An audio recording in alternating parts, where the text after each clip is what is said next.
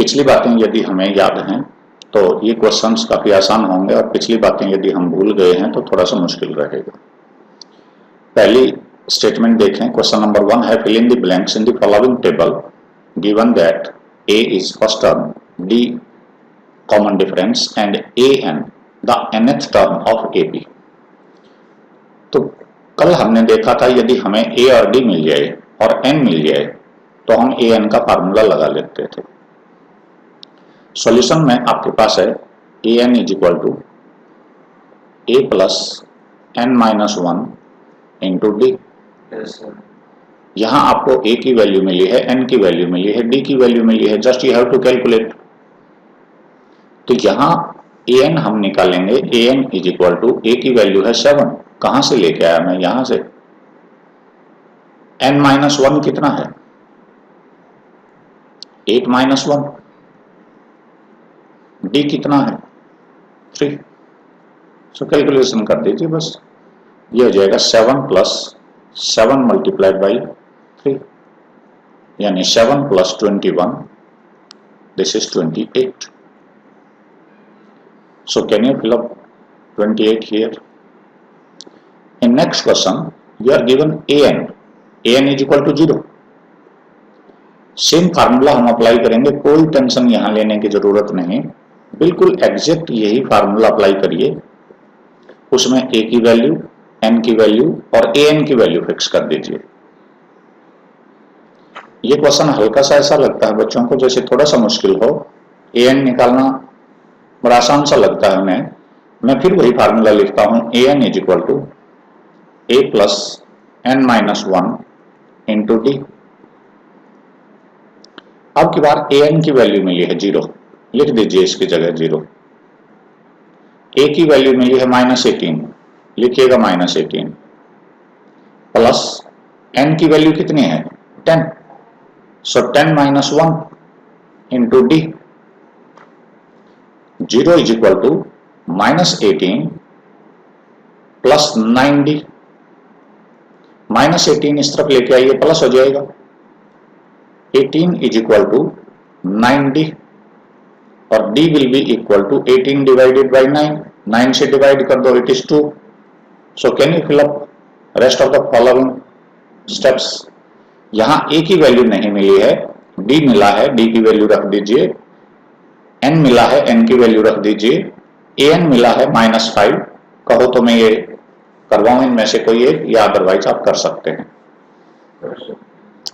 d की value जब 0 होगी, यहां 0 होगी तो ये 0 ही रह जाएगा, यानी d की वैल्यू 0 का मतलब है कि 3.5 3.5 3.5 एज इट इज रिपीट हो रहा है, इज इट। जब कॉमन डिफरेंस 0 होता है तो आपकी AP, अब 3.5 में यदि आप 0 जोड़ोगे तो अगली भी स्टेप 3.5 ही आएगी, और सभी स्टेप्स इसमें कितनी रहेंगी 3.5। सो 105th टर्म भी कितनी हो जाएगी 3.5, इज इट। कर पाओगे? सीधी सी बात है, आपने an is equal to a plus n minus 1 into d का यूज करना है। यहां हमारे पास कितनी वैल्यूज हैं, वेरिएबल्स कितने हैं, 1 2 3 4। इन 4 वेरिएबल्स में से कोई 3 आपको दे दिए जाएं तो इस फार्मूले से आप चौथा वेरिएबल निकाल सकते हैं, चाहे वो an है, चाहे a है, चाहे n और चाहे d। Is it clear? अब आप ये सिंबल्स समझ गए हैं क्या। an की वैल्यू nth टर्म होती है, a की वैल्यू फर्स्ट टर्म है, n की वैल्यू नंबर ऑफ टर्म्स हैं, टोटल नंबर ऑफ टर्म्स, और d की वैल्यू है कॉमन डिफरेंस। क्या ये एब्रिविएशंस आपको याद हो गई हैं? नेक्स्ट, याद नहीं है तो बार बार इन्हें बोला करिएगा। नेक्स्ट क्वेश्चन जब हम ले रहे हैं, ये आपका मल्टीपल चॉइस क्वेश्चन है, इस तरह के एक एक दो क्वेश्चंस आपके एपी से या दूसरे चैप्टर से आते रहते हैं। आजकल 20 क्वेश्चंस ऑब्जेक्टिव टाइप हैं। Choose the correct choice in the following and justify. 30th term of AP is 10 7 4 is। ये तो शायद हमने कल भी किया था, 10 7 4, और इसने कौन सी टर्म पूछी है 30th, n की वैल्यू 30 दी हुई है। क्या आप a की वैल्यू जानते हैं? 10 है। yes, क्या आप d की वैल्यू ओरल बता सकते हैं? 3, नो, -3। इट इज 7 माइनस, ये गलतियां मत करिए, 7 माइनस 10, सो 7 माइनस 10 इज -3। कोशिश करो कि आपको एपी यदि डिक्रीजिंग है तो डी की वैल्यू नेगेटिव है, यदि एपी इंक्रीजिंग है तो डी की वैल्यू पॉजिटिव है। अब मेरी बात समझ गए हैं? सो डी की वैल्यू -3 है। और अब हम चलें 30th टर्म निकालने हैं। 30th टर्म का मतलब है n की वैल्यू आपको 30 मिली है। सो an की वैल्यू यानी a30, पहले फार्मूला लिख लीजिए, an is equal to a plus n minus 1 into d. तो a की वैल्यू आपके पास मिली है 10 है, n की वैल्यू कितनी है? 30। a30 निकालने जा रहे हैं हम। इसने कमांड दी है कि 30th टर्म आपको निकालनी है, यानी लास्ट टर्म 30 है, 30th है। सो n की वैल्यू 30, 30 माइनस 1, d की वैल्यू कितनी थी? -3 थी। सो आप इसे कैलकुलेट कर पाएंगे क्या? 10 plus 29 multiplied by -3, 29 multiplied by -3 is -87. 10 minus 87 is equal to -77. So which answer is correct one? C. 11th term of an AP is, यहां एक बात का आपने ध्यान देना है कि कुछ टर्म्स फ्रैक्शनल हैं। डी की वैल्यू आपकी फ्रैक्शनल आएगी, घबराने की जरूरत नहीं है। क्या आप इसमें फर्स्ट टर्म लिख सकते हैं? मैं यहां हल्का सा सॉल्यूशन दे रहा हूं सेकंड पार्ट का, आप उसे आसानी से अपने आप सॉल्व करने की कोशिश कर सकते हैं। फर्स्ट टर्म कितना है? -3। ए की वैल्यू है। डी की वैल्यू कितनी है? What is D? -1/2 -3, so it is -1/2 plus 3/1। LCM ले लीजिए, -1 प्लस 6, इट इज 5/2। डी की वैल्यू कितनी है? 5/2। एन की वैल्यू कितनी है? 11। तो जब आप इसे सॉल्व करने की कोशिश करेंगे तो आपने सिर्फ इतना करना है, an इज इक्वल टू, अब मैं इसका सॉल्यूशन दे रहा हूं, पहले वाला आपका ये पूरा हो चुका है। This is solution for second question. an is equal to a plus n minus 1 into d. What is an? a11, 11th term आपको निकालनी है। a की वैल्यू कितनी है? -3, it is given, plus 11 minus 1, 11 minus 1 into d, d is 5/2। Yes sir. तो इसकी जो calculation हम करेंगे वो आसान होगी। a11 is equal to -3 plus 10 multiplied by 5/2। पहले मल्टीप्लाई करना है, कभी यार 13 या 7 मत कर देना। यहाँ BODMAS सीक्वेंस याद है? तो पहले प्लस माइनस से पहले हम मल्टीप्लीकेशन और डिवीजन करते हैं। 2 5 जा, ये 25 पहले लिखिएगा, 25 में से 3 सब्ट्रैक्ट करोगे 22। सो आपका करेक्ट आंसर का ऑप्शन क्या आपके पास है? Your correct answer is B. Can you decide? Next question. कुछ चीजें बड़ी इंटरेस्टिंग हैं एपी में, वो पहले बता दूं। अब इसमें अभ्यास है कि कोई 2 टर्म 3 टर्म एपी की दे दी जाए और बीच में कोई डिजायर्ड टर्म आपसे पूछ ली जाए। कल के क्वेश्चंस में हमने देखा था 4th टर्म और 7th टर्म दी हुई थी, तो हमने उनकी इक्वेशन बनाई थी a + 3d और a + 6d। दोनों इक्वेशंस को घटाया था, a से a कैंसिल हो गया था, d की वैल्यू आ गई थी। सो या तो वो तरीका इस्तेमाल करें या दूसरा तरीका एक और है।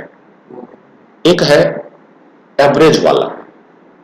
जैसे हमारे पास कोई सीक्वेंस मिलती है, इस सीक्वेंस को ध्यान से देखिएगा। मैं यहां लिख रहा हूं 10, 15, 20, क्या आप इस AP को पहचान पा रहे हैं? Yes, sir. कॉमन डिफरेंस क्या है? 5. 5। फर्स्ट टर्म क्या है? 10। तो यदि 10 और 20 दिया जाए तो दोनों का जोड़ करके हाफ निकाल दीजिए, मीन वैल्यू आ जाएगी।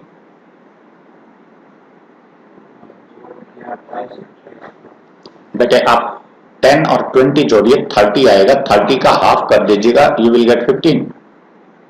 यस और नो? आप इन दोनों को जोड़ के 15 और 25 को जोड़िए 20 आएगा, तो 20 आ जाएगा। आप 20 और 30 को ऐड करके हाफ कर दीजिए, यू विल गेट 20 आएगा। This is called mean value. This is called mean value. यदि आपको बीच में कोई टर्म नहीं दी जाती एक और बाकी दी हुई है, उससे पहली और उसके बाद की, तो मीन वैल्यू आपकी मिडिल टर्म की आती है। आप मेरी बात समझ गए हैं? यदि कोई आपसे 17th टर्म पूछता है तो A17 क्या हो जाएगा? A16 दिया हुआ हो, A18 दिया हुआ हो, दोनों को ऐड करके हाफ कर दीजिए, you will get 17th term. Yes sir? तो यहां तो आपका ये ओरल कैलकुलेशन बन गई। A2 कितना बन जाएगा? 2 + 26 डिवाइडेड बाई 2 यानी 14। जब हम यहाँ 14 फिलअप कर देंगे तो आप देखेंगे 12 ऐड कर दिए, कॉमन डिफरेंस 12 है। क्या मेरी बात समझ पा रहे हैं? Yes sir, no sir? यहां आप दो तरीके ले सकते हैं। पहला, ये थर्ड टर्म पहले भर लें, ये भरी गई, कितनी आ जाएगी? 8। अब आपको ये मालूम पड़ गया कि D क्या है। Yes sir? इस तरफ आप क्या कर रहे हैं? 5 सब्ट्रैक्ट कर रहे हैं, फिर 5 सब्ट्रैक्ट कर रहे हैं, तो इस तरफ जाने के लिए 5 ऐड कर दीजिए, 18 आ गया। ये ओरल है। मान लीजिए ये आपको आता नहीं है, ये समझ में बात नहीं आई, तो फिर आप करेंगे A2। सेकेंड टर्म आपके पास 13, सेकेंड टर्म इज गिवन 13, तो सेकेंड टर्म को हम क्या लिखते हैं? A + D is equal to 13। क्या an का फार्मूला जानते हैं? 2 - 1 × D। Yes sir? यहां कौन सी टर्म है आपके पास? फोर्थ टर्म है। A4 कितना है? 3 है, तो A4 की वैल्यू कितनी हो जाएगी? A + 3D is equal to 3। तो एक इक्वेशन आपके पास ये है और एक इक्वेशन ये है, तो दोनों को यदि घटाएंगे तो हमारे पास D आ जाएगी। इसमें से ये इक्वेशन घटाएंगे, A में से एक घटा दोगे 0 हो गया, 3D में से 2D घटा दीजिएगा, 2D आ गया, मैं जबानी घटा रहा हूं। और 3 में से 13 घटाइए, -10 आएगा। सेम ऑर्डर में आपको घटाने, ये ध्यान देना। A + 3D is equal to 3 है और A + D is equal to 13 है। जब आप इसे माइनस करेंगे तो माइनस माइनस ये 13 नेगेटिव होगा, यहां 2D पॉजिटिव आ जाएगा और यहां -10 आएगा। ये बात समझ में आ रही है? 13 वाली स्टेटमेंट को कर ले तो वही बात आएगी, फिर D नेगेटिव हो जाएगा। सेम दोनों कोशिश करके देखिए, कोई दिक्कत नहीं। D will B -5। अब जैसे ही आपके पास D आ गया है, आप A निकाल सकते हैं, यहां पर आप A की वैल्यू रख सकते हो, D की value A -5 is equal to 13, तो A की वैल्यू 18 आ गई। Yes sir? You can find out fourth term, A + 3D निकाल दीजिए, ये रही। थर्ड टर्म निकालनी है, A + 2D निकाल दीजिए। क्या आप कर पाएंगे ऐसे सवाल? कर पाएंगे। A दिया हुआ है, कुछ क्वेश्चन ऐसा लगेगा जैसे क्वेश्चन सेकंड, एक बार फिर से दिखा दें। ये बात मैंने तुम्हें बताई थी कि 13 और 3 ऐड कर दें और हाफ कर दें तो 8 आ जाता है। मीन वैल्यू मैंने बताई थी कि कोई भी कंसेक्यूटिव टर्म्स, बल्कि एक बीच में स्किप कर रखी हो एक टर्म, पहली, तीसरी, पांचवी, सातवीं टर्म दी हुई हो, तो 6th टर्म निकालने के लिए पांचवी, सातवीं जोड़ के आधा कर दीजिए मीन वैल्यू के हिसाब से। तो आपने 13 और 3 को ऐड करके हाफ किया तो यू विल गेट इट। अब तुम्हें ये पता लग गया कि 13 से 8 आया, 8 से 3 आया, इसका मतलब हमने -5 ऐड किया। -5 ऐड किया राइट साइड की ओर जाते हुए, लेफ्ट की ओर जाओगे तो आप +5 कर देना। अब मेरी बात समझ पा रहे हो? दूसरा तरीका है कि ये 13 है क्या, ये सेकंड टर्म है, सेकंड टर्म का मतलब 13 है, सेकंड टर्म का formula a plus 2 minus 1 into D है। हम जनरल जो फॉर्म लिखते थे, ये a फर्स्ट टर्म है, a plus D second term है, a plus 2d third term है, यानी थर्ड टर्म निकालें, फोर्थ टर्म निकालेंगे तो a प्लस 3d आ जाएगा। ये जनरल फॉर्म आपने देखी थी कल भी, a plus 4d fifth term आएगी। तो आपके पास सेकेंड टर्म है यानी ये वैल्यू मिली है, और फोर्थ टर्म है ये वैल्यू मिली है। दो इक्वेशंस हमने बना ली, a plus 3d is equal to 13 और a plus 3d is equal to 3 और a plus d is equal to 13। फिर इनको वही x plus y is equal to 13 और x plus 3y is equal to 3 करके x और y की value निकालनी है। जैसे ही a और d आ जाए, आप a n में उसकी वैल्यू रख दीजिए, कोई सी भी टर्म निकाल लीजिए। कहते हैं a और n की वैल्यू निकालने के बाद आपकी AP ओपन हो जाती है, आप उसमें कोई भी टर्म निकाल लीजिए, ये फैक्ट है। थर्ड क्वेश्चन में मिला क्या है, क्या बता सकते हैं? ये 5 क्या है बेटे? 5 क्या मिला है? फिफ्थ क्वेश्चन, थर्ड क्वेश्चन में, थर्ड सॉल्यूशन में आपको a मिला है 5। क्या आप ये बता सकते हैं ये क्या है? कौन सी टर्म है ये? A3, A1, A2, A3, A4, fourth term है ये। तो A4 का क्या मीनिंग होता है? a plus 3d, a plus 3d, an वाले फार्मूले में a प्लस 3d, और इसकी वैल्यू कितनी है? 19/2। प्रॉपर फ्रैक्शन में लिख लिया ये, इम्प्रॉपर फ्रैक्शन में, इम्प्रॉपर फ्रैक्शन में ये लिखने के बाद 9 टू 18 प्लस 1, ये फिर 6 से आपको आता है। सो a की वैल्यू क्या आप यहां सब्स्टिट्यूट कर सकते हो? 5 सब्स्टिट्यूट कर दीजिए, 5 प्लस 3d, 3d तो बाद में सब्स्टिट्यूट होगी ना, पहले d की वैल्यू निकालोगे। 19/2, d तो है ही नहीं, 5 सब्ट्रैक्ट करोगे, 3d is equal to 19/2 minus 5/1। So 3d will be equal to, यहां 2 एलसीएम लेंगे, 19 माइनस 10, 9/2। ये बात समझ में आ गई? 2 मत छोड़ देना, 3 से फिर डिवाइड करो तो d की वैल्यू आ गई 3/2। 3/2 का मतलब क्या है कि आप जानते हो 1.5 भी होता है। तो आपके पास a है, 1.5 जोड़ दो इसमें, 1.5 है ये, तो 6.5 हो गया। यस सर, 6.5 में 1.5 जोड़ोगे 1.5, नहीं 8, आधा जोड़ने के बाद 7 तो वैसे ही आ जाएगा, हाफ। यस सर, भाई ये 6/2 है क्या? 13/2 है, 13/2 में 3/2 जोड़ोगे नेक्स्ट टर्म लेने के लिए, तो 2, 13 प्लस 3, 16/2, ये हो जाएगा 8। सो यहां 8, यानी 1.5 से आप आगे बढ़ रहे हैं, एक और आधा जोड़ेंगे, 5 में 1 जोड़ा 6, आधा ये रहा 7, इसमें आधा जोड़ा 7 हो गया, फिर 1 जोड़ा 8। हाँ जी, आपको d की वैल्यू नहीं पता, d जोड़ रहे हैं, d तो जोड़ रहे हैं सर। वो आपने सर जो 8 किया सर, जो ये 3/2 का मीनिंग क्या है बेटे? ये 3/2 ही 1.5 है, एक और आधा।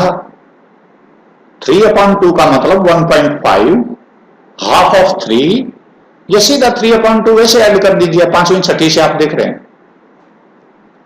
फर्स्ट टर्म आपको मिली है, a मिल गया, a कितना है? 5 है, d कितना है? 3/2 है। आपको कौन सी टर्म निकालनी है? सेकंड बॉक्स भरना। सेकंड बॉक्स का मतलब है आपके पास सेकंड टर्म है a plus D. a plus D का मतलब क्या है? a 5 है, d 3/2 है, एलसीएम ले लीजिए, यहां 10 आ गया, यहां 3 आ गया, 13/2 का मतलब क्या हो गया? 13/2 का मतलब 6.5, 2 से डिवाइड करने के बाद। यस सर, फिर आपको थर्ड टर्म निकालनी है, थर्ड टर्म का क्या मतलब है? थर्ड टर्म का मतलब है a प्लस 2d। a का मतलब कितना है? a का मीनिंग तो दिया हुआ 5, फर्स्ट टर्म दिया हुआ इसमें 2 मल्टीप्लाइड बाई 3/2d की वैल्यू है। यहां 2 से 2 कैंसिल हो गया, 5 और 3 का जो सम 8 आ गया। क्या आप ये निकाल पा रहे हैं? हाँ जी।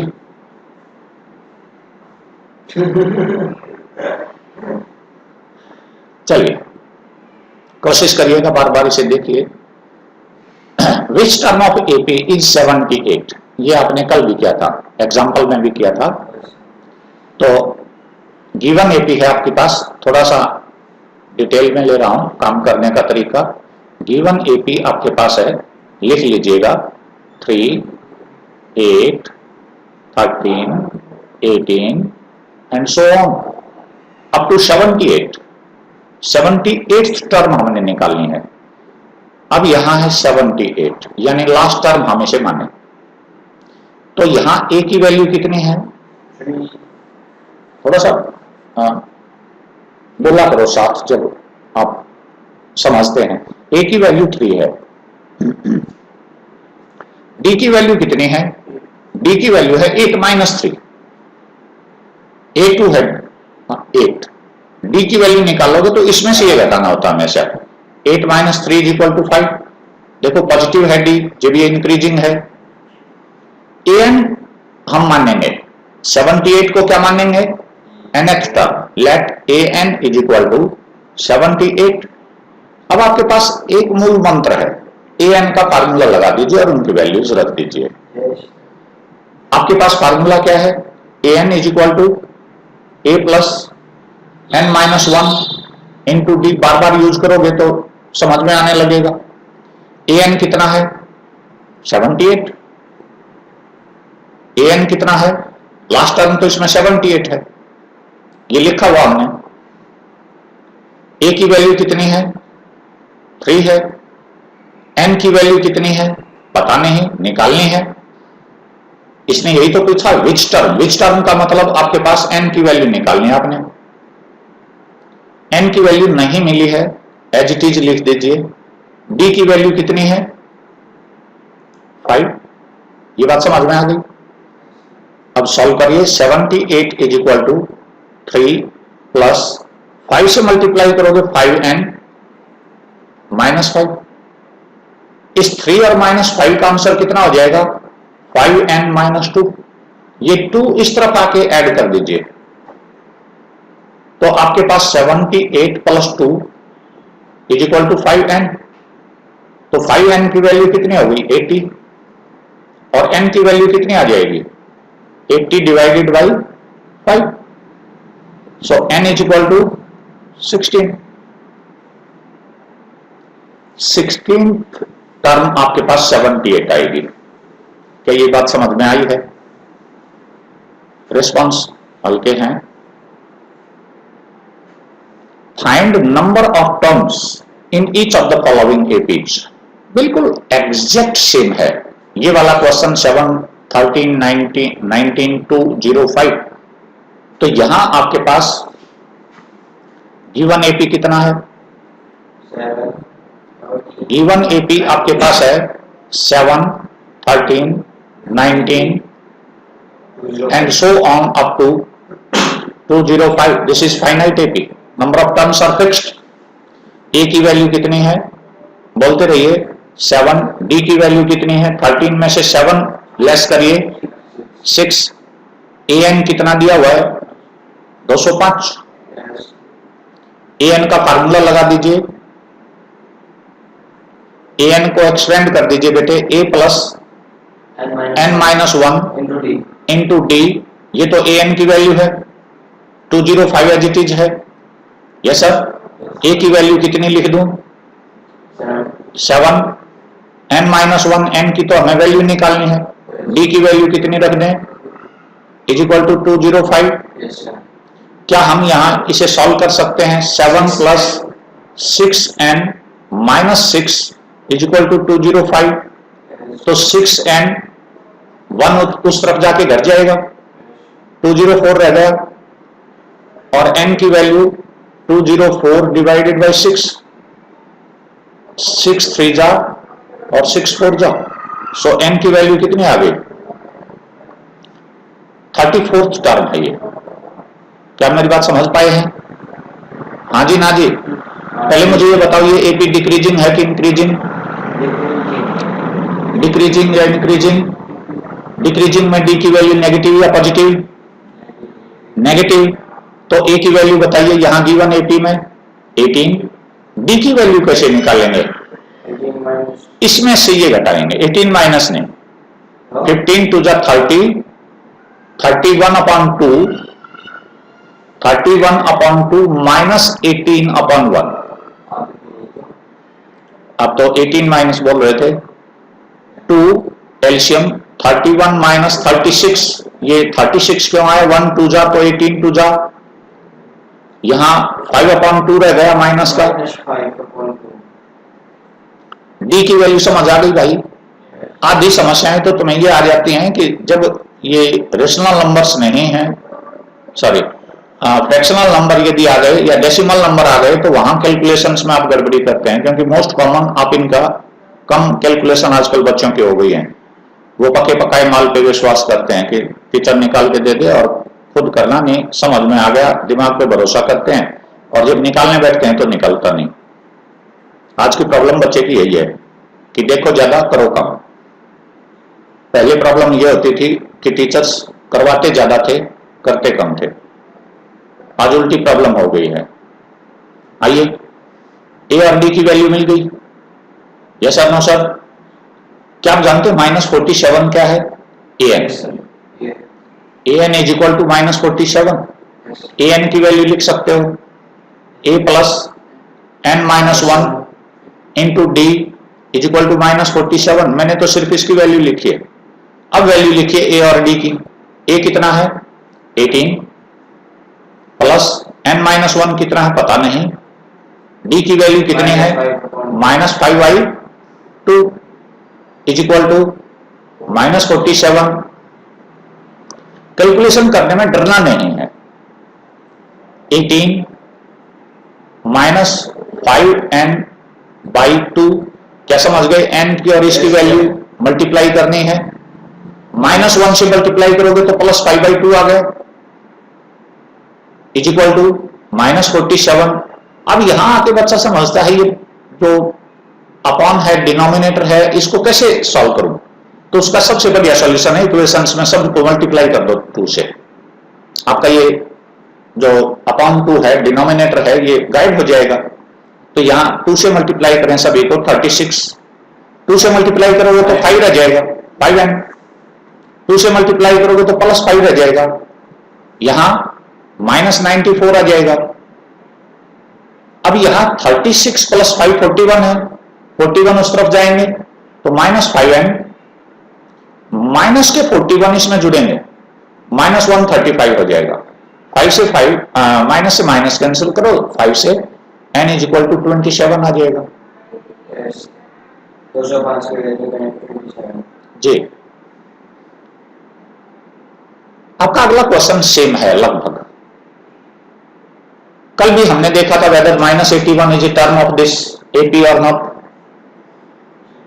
Yes sir. आज फिर हम चेक करते हैं। ये पूछता है क्या एपी 11, 8, 5, 2 एंड सो ऑन आगे बढ़ता रहे तो कुछ टर्म्स तो इसमें स्किप हो रही हैं और कुछ आ रही हैं, कुछ नंबर स्किप हो रहे हैं बीच में। जैसे 11 और 8 में 10 नहीं आया, 9 नहीं आया, यानी दो नंबर स्किप हो रहे हैं। अब नहीं पता 150 स्किप होता कि इसमें आता, तो उसको चेक करने के लिए हम क्या करें? an मान लेंगे, 150 मान लो आता है। n की वैल्यू चेक करते हैं, n की वैल्यू होल नंबर आ गई या पॉजिटिव इंटीजर आ गई तो ठीक है, ये इसमें आ जाएगा। और n की वैल्यू फ्रैक्शनल आ गई तो फिर ये इसमें नहीं आएगा। नेगेटिव इंटीजर आनी नहीं है, नेगेटिव तो वैलिड ही नहीं है। कैलकुलेशन हमारी पॉजिटिव चलेगी n की। भैया हम जब गिनते हैं एपी में टर्म्स है कुछ, तो पहली टर्म, दूसरी, तीसरी, चौथी, पांचवी, हम ये नहीं कहें -7वीं टर्म, हम तो पॉजिटिव डायरेक्शन में गिनते जाएंगे, काउंटिंग है। इसे तो हम पहली टर्म मानेंगे ना, फर्स्ट टर्म, इसका n 1 है, यहां n2 है, n3 है, n4 है, n यहां 3.5 नहीं है, या तो n की वैल्यू 3 है या n की वैल्यू 4 है, 3 और 4 के बीच में कोई नहीं है। अब मेरी बात समझ गए? सो यहां गिवन एपी आपके पास है 11, 8, 5 और ज्यादा सीरियस हो एंड सो ऑन। ए की वैल्यू कितनी है? 11। डी की वैल्यू कितनी है? क्या बता सकते हो? माइनस आएगा कि प्लस? क्यों कह रहा हूं माइनस? क्यों कह रहा हूं नेगेटिव? 8 में से 11 घटाएंगे। ये भी चेक करो कि ये डिक्रीजिंग है और डिफरेंस 3 है तो -3, या फिर पूरी तरह से 8 minus 11 -3। Let an is equal to -150। an आपको आता क्या है?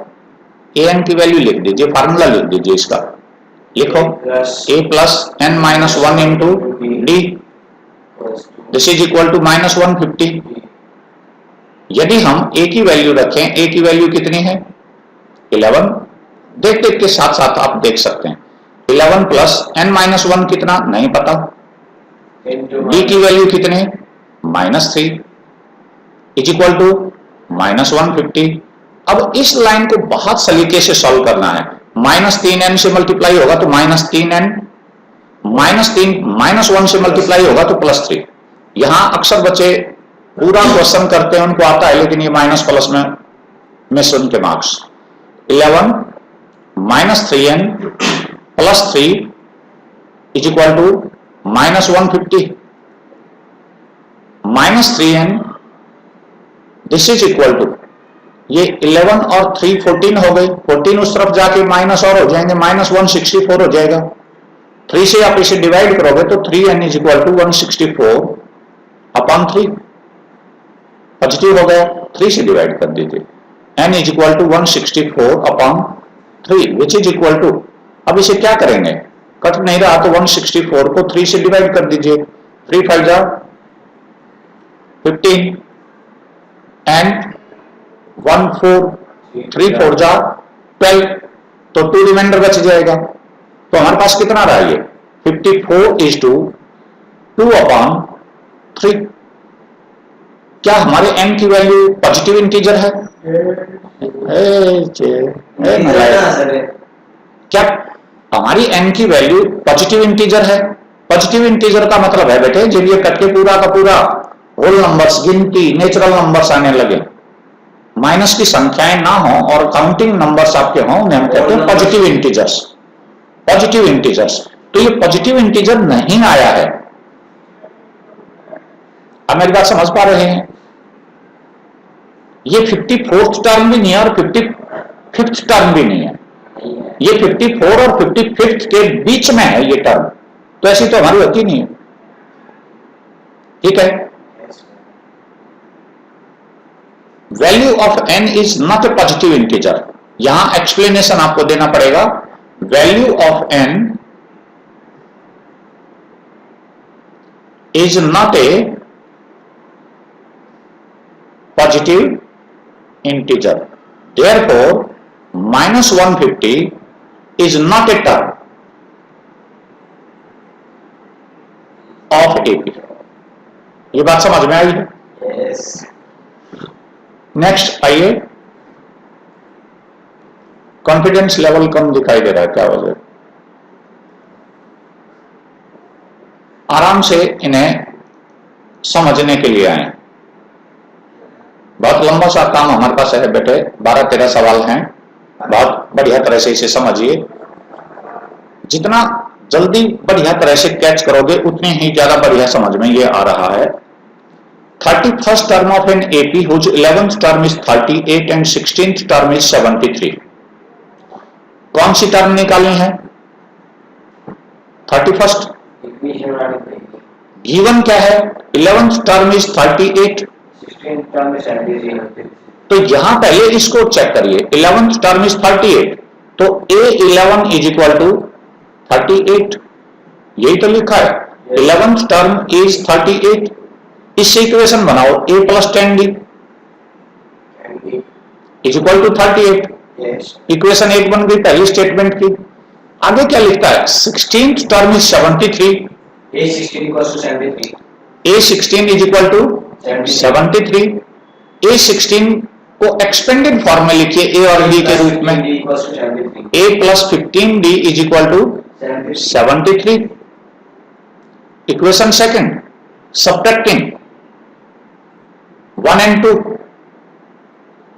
आपकी इच्छा है किसमें से कौन सा घटाओगे, मैं इसमें से ये घटा रहा हूं, यस सर। तो a से a कट जाएगा, 15d में से 10d लेस हुई, 5d बचा। 73 में से 38 घटाया जाएगा, कितना बचा, 35। लिख दीजिए, d की वैल्यू कितनी आ गई, 7। यहां d की वैल्यू 7 रख दीजिए, 70। तो a plus 70 is equal to 38, तो a is equal to minus 32 रह जाएगा, 70 इस तरफ माइनस चला जाएगा, a आ गया, b आ गया। a और b की वैल्यू मालूम है। नेक्स्ट स्टेप आपको क्या करना है, ये फर्स्ट स्टेप है इसका। सेकंड स्टेप में आप क्या करेंगे, 31st टर्म निकालेंगे, a31 is equal to a plus 30d।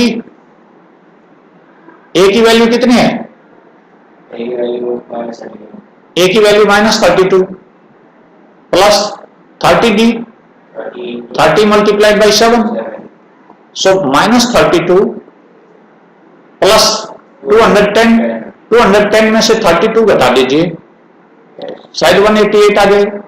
इसमें से सब्ट्रैक्ट करो 8, यहां 10 में से 3 7 और यहां 1, इट इज 178 नॉट 88। ये आपका आंसर है।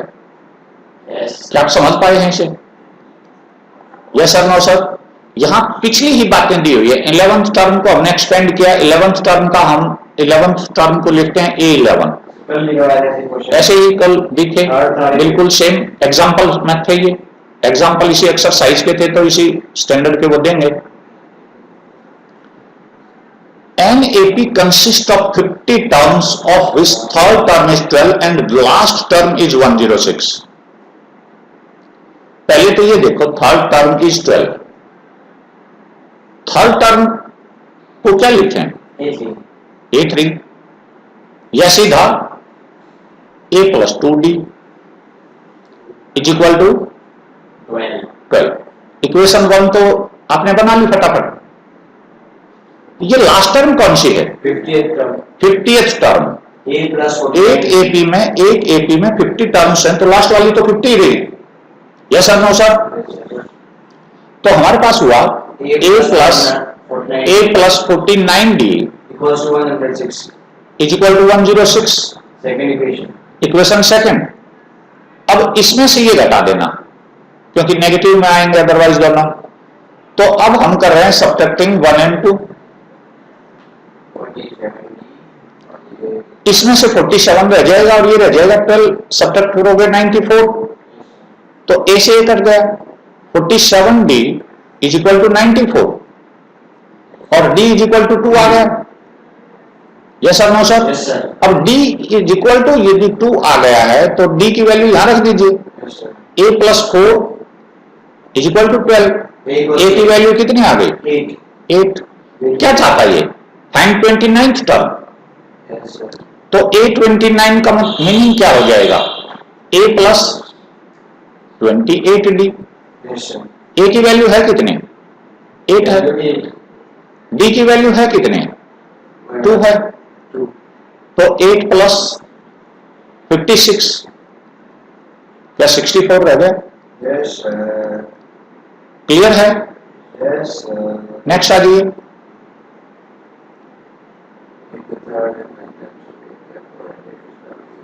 if third and ninth term of an AP are 4 and minus 8 respectively, which term of this AP is 0? a n 0 लिख देना, n की वैल्यू निकालनी है। पहले तो ये थर्ड टर्म देखो, थर्ड टर्म की वैल्यू यहां दी हुई है 4, थर्ड टर्म इज 4। देखो third and ninth term of AP are 4 and -8 respectively, यानी थर्ड टर्म आपको मिली है 4 और नाइन्थ टर्म मिली है आपको -8। तो थर्ड टर्म का मतलब a + 2d, नाइन्थ टर्म क्या हुई a + 8d -8, सब्ट्रैक्ट कर दें, माइनस माइनस प्लस, तो यहां a से a कटा -6d = 12, d = -2 आ गया, d = -2 यहां रख दीजिए, a + 2 × -2 = 4, सो a -4 = 4, a = 8 आ गया। अब आपके पास a की वैल्यू आ गई, विच टर्म ऑफ एपी 0, पहले तो एपी निकालो, एपी क्या आ जाएगी, 8 से स्टार्ट कर लो, 8 6 4, जबानी भी उत्तर निकाल सकते हो 2 और अगला 0 ही है, लेकिन हम ऐसे नहीं निकाल रहे, ठीक है। लेट an = 0, an का फार्मूला लगाओ, a + n - 1 × d = 0, a की वैल्यू देखो 8, n - 1, d की वैल्यू -2 = 0, तो 8 + 8 - 2n + 2 = 0, तो -2n = ये 8 और 2 10 होके इस तरफ जाके माइनस हो जाएंगे, तो n की वैल्यू कितनी आ जाएगी 5। तो फिफ्थ टर्म आपकी यहां साफ दिखाई दे रही थी कि फर्स्ट टर्म यदि 8 है, कॉमन डिफरेंस -2 है, तो यहां पर फिफ्थ टर्म 0 होगी। लेकिन हमने इस तरीके से क्यों नहीं किया? बेटे जो बड़े सवाल आएंगे ये समझने के लिए, these are basic concepts, calculations आपके लिए बहुत स्लो रखी गई हैं, छोटी बेसिक लेवल की, कि कहीं आप गुणा भाग जो करते हैं फ्रैक्शनल हो जाए, अंडर रूट वगैरह की समस्याएं आने लगे तो बच्चा उसको शुरुआत में देख के कंफ्यूज होता है। एक प्रॉब्लम तो यह है कि आप नया कंसेप्ट पढ़ रहे हैं, दूसरी प्रॉब्लम एक और डाल दी जाए उसी में कि आपके सॉल्यूशंस काफी डिफिकल्ट आने लगे, ठीक है। स्क्वायर रूट वगैरह आ गए, फ्रैक्शनल नंबर आ गए, नेगेटिव नंबर्स आने लगे, डेसिमल नंबर आने लगे, स्क्वायर रूट टाइप, तो वो सारी चीजें आपको फिर पिछली बातें और परेशानी में डालेंगी। सो पहले बेसिक कंसेप्ट हल्के तरीके से सिखाया जाए ताकि बच्चा क्वेश्चन को सॉल्व करे और फिर उससे हार्ड कैलकुलेशन वाले भी वो कर पाए। ये बेहद बेसिक कंसेप्ट्स दिए हुए हैं, बहुत आसान सी बात है यदि आप इस स्टेटमेंट को पढ़ें। 17th term of an AP exceeds its 10th term by 7। मैं इस स्टेटमेंट को दूसरी तरह लिख रहा हूं, 17th term of an AP is 7 more than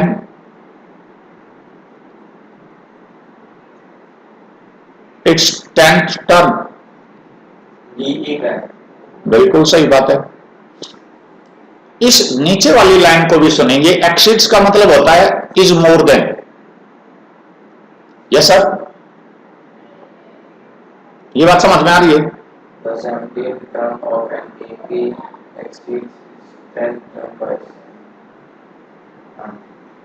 7 more then 10th term, इस exceeds its 10th term by 7 का मतलब है 7 मोर देन 10th टर्म, ये मैंने यहां साफ लिखा है।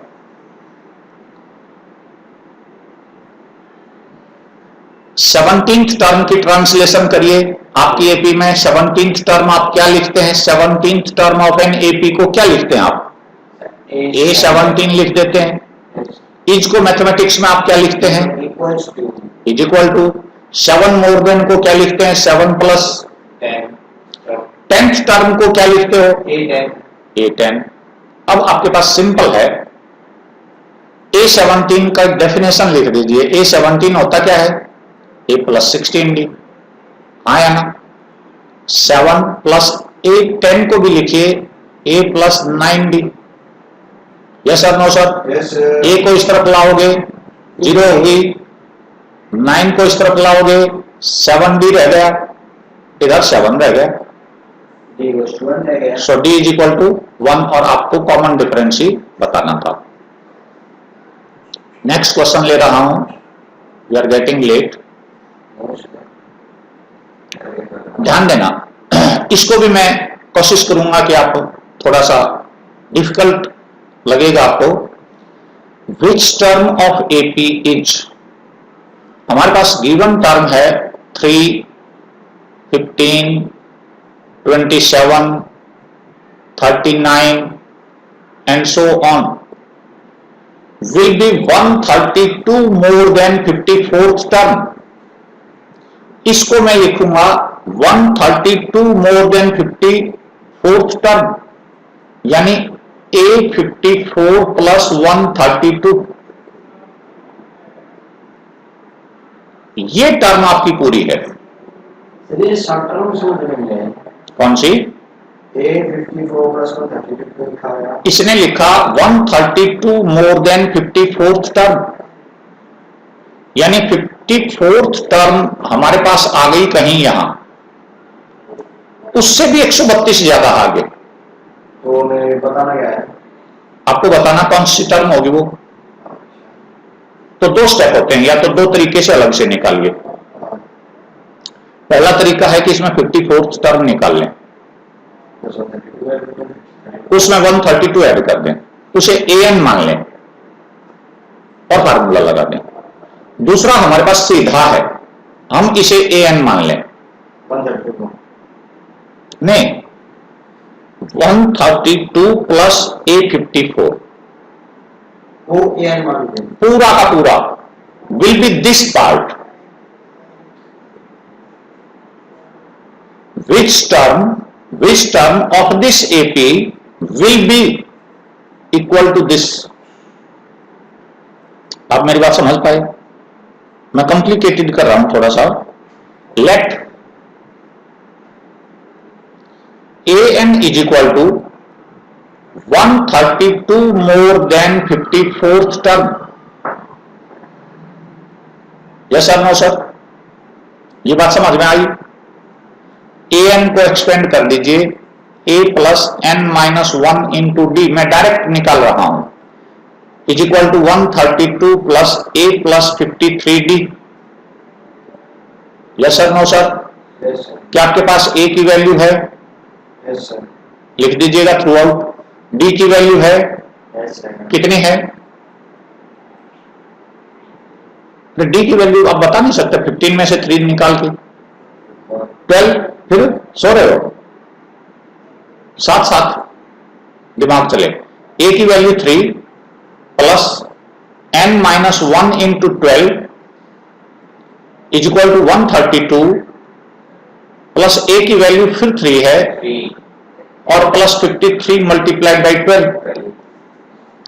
यहां हमारे पास क्या उत्तर आता है? 3 प्लस 12n माइनस 12। यहां कितना आंसर आता है? पूरा कैलकुलेट करिए, 132 प्लस 3, इसको मल्टीप्लाई कर लीजिए, 135 प्लस 12 3 जा 36, 12 5 जा 60, ऐड कर दीजिए 5 और 6 1, 3 3 6 7 और 6 और 1 7। यहां 12n minus 9, so 12n is equal to 771 plus 9, so 12n is equal to 780, और n की वैल्यू कितनी आ जाएगी? 780 डिवाइडेड बाई 12, 65। Yes sir? यदि आपको ये काम करना नहीं आता इस तरह से, तो पहले इसमें निकालें 54th तक, ठीक है? और फिर an निकालने, जो 54th टर्म आई उसमें 132 ऐड कर दीजिए। वही सेम अप्रोच रह जाएगी। कितना सा स्पेस है ऊपर, मैं यहां कर देता हूं दूसरा टाइप। यहां से पूछा आपकी एपी है 3, 15, 27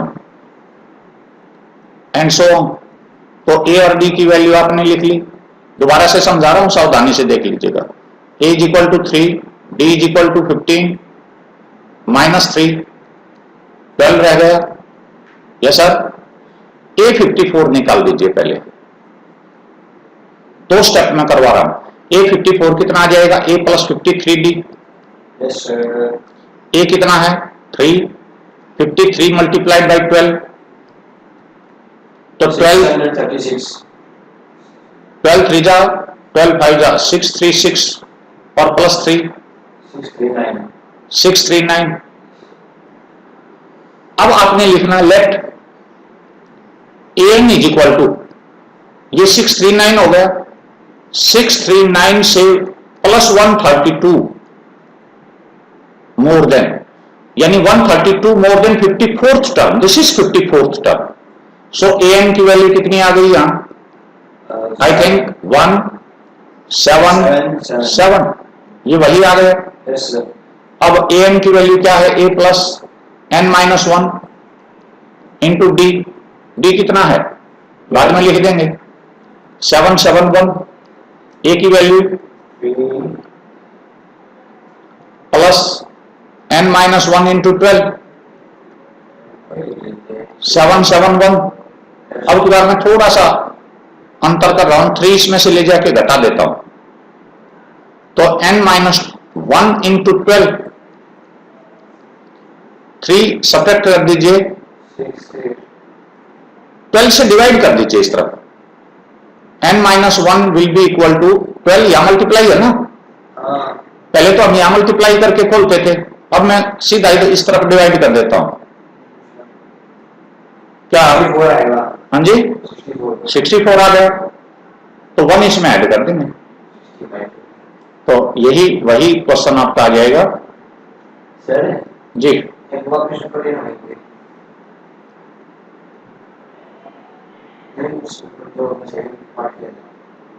अगर हम जैसे हर बार फॉर्मेट लगाते तो वही फॉर्मेट लगाते तो कौन सा वही format?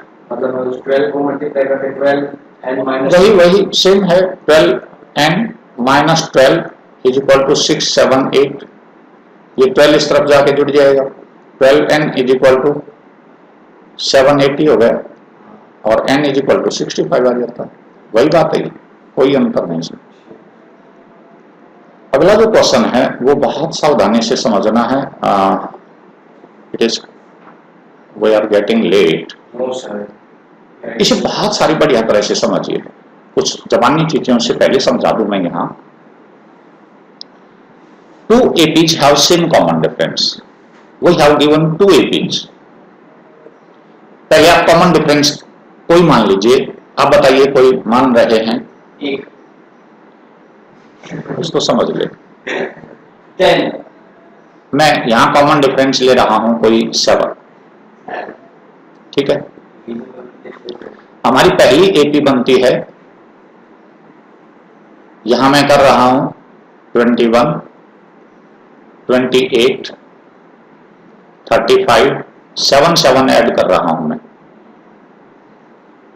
42। Yes sir.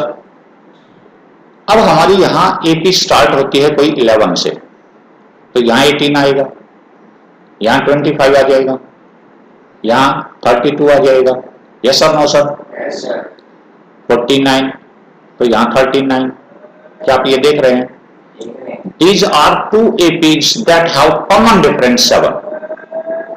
Two APs that have same common difference. Same common difference. Yes sir? ये बात समझ में आई? ये कहता है two APs have same common difference. Two APs have same common difference. The difference between their 100th term is 100. 100th term के बीच में उनका डिफरेंस 100 है। अब हम यहां देख रहे हैं, यहां हमारे पास फर्स्ट टर्म में कितना डिफरेंस है? 10 का। यदि इनकी फर्स्ट टर्म में डिफरेंस 10 है तो अगले में कितना डिफरेंस है? सेकेंड एपी में, सेकेंड टर्म में कितना डिफरेंस रहा? 35 में से 25 लेस करोगे कितना डिफरेंस रहा? 42 में से 32 लेस करोगे कितना डिफरेंस रहा? 49, 39 आपस में सब्ट्रैक्ट करोगे कितना डिफरेंस रहा? अब कोई ये बता दे कि इनकी थर्ड टर्म में डिफरेंस 10 है, तो सिक्स्थ टर्म में डिफरेंस बताओ। सेम रहता है। तो ये कहता है 100th टर्म का डिफरेंस 100 है। What is difference between the 1000th term? 100 ही रहेगा। ये कंफ्यूज करवाने के लिए बच्चे को काम करने का तरीका इसमें बेहद मुश्किल होता है। मेरा जो अनुभव है, फिर सुनो, मेरा जो अनुभव है पिछले 30 साल का, मैंने बच्चों को बार बार ये सवाल बहुत बढ़िया तरह समझाया, और जब मैंने 1 महीने बाद, 2 महीने बाद या फाइनल स्टेज पे इसको बोल के देखा तो 2 से 5% बच्चे इसे कर पाते हैं। इस क्वेश्चन को सही तरीके से 2 से 5% बच्चे ही एडॉप्ट कर पाते हैं, वो बेसिक कंसेप्ट समझ पाते हैं, अदरवाइज उनको ये समझ ही नहीं आता। ये बेसिक जब तक समझोगे नहीं तब तक कुछ नहीं आएगा, और आगे इसको काम करने का तरीका थोड़ा सा मुश्किल है, उसे बहुत सावधानी से देख लीजिए। मैं लिखता हूं लेट our 2 APs are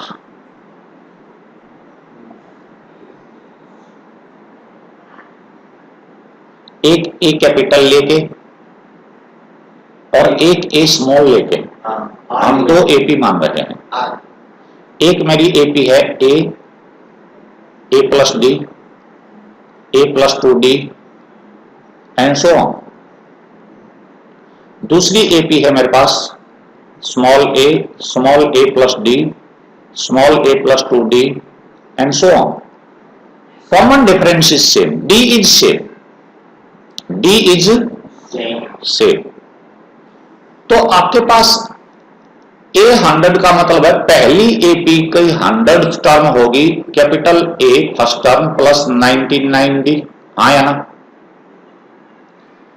दूसरी एपी में स्मॉल ए वाली एपी में 100th टर्म होगी स्मॉल ए प्लस 99D। अब यदि हम चाहें इनका डिफरेंस घटाओगे कैसे? हम इनमें से घटा देते हैं आपस में। तो पहले वाली एपी की 100th टर्म में से दूसरे वाली एपी की 100th टर्म घटाओगे तो आपके पास ये तो कट गया, ए माइनस ए रह गया, और ये दिया हुआ है, ये 100 है। Difference between 100th term of these 2 AP is 100।